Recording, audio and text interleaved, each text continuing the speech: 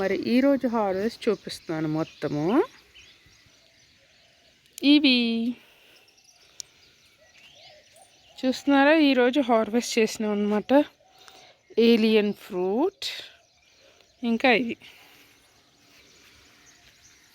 ఈ మొక్కకు వచ్చాయి. దీనికి అక్కడ కనిపిస్తున్నాయి కదా, అక్కడ 2 బర్డ్స్ పైన ఇది ఒక కాయ, ఒక 3 ఉన్నాయన్నమాట.